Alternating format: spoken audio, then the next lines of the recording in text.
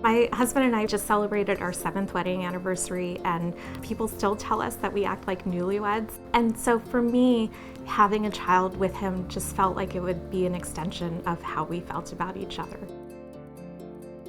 I really thought that it would happen quickly and easily, but after a year and a half, it was clear that we were going to need help, and so I visited a fertility doctor. By the 8th try, I was really convinced that I was going to get another negative on the pregnancy test, and I got a phone call from the nurse at the fertility clinic, and she said, "I have some news for you." And I expected that she was going to say no again, and she said, "You're pregnant."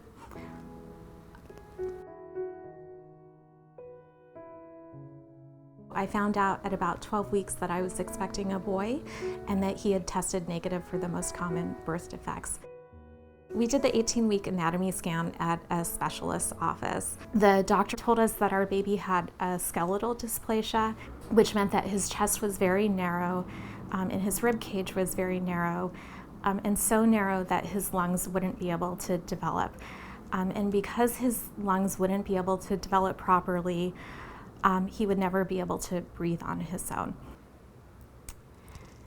If I carried the pregnancy to term without any medical intervention, he would suffocate probably within a few minutes.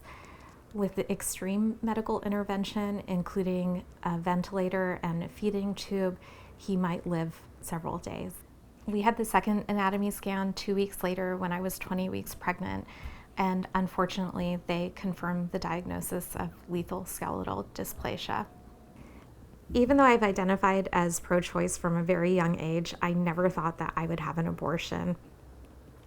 I had certain negative stereotypes around people who did, and so I think it's important for us to share our stories because we understand all of the nuances that go into that decision making. If I had been forced to carry my pregnancy to term, my life would be very different right now.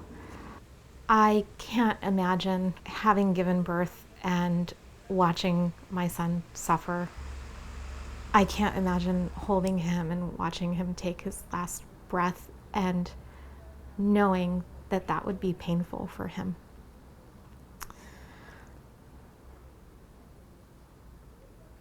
I also can't imagine a world without my daughter.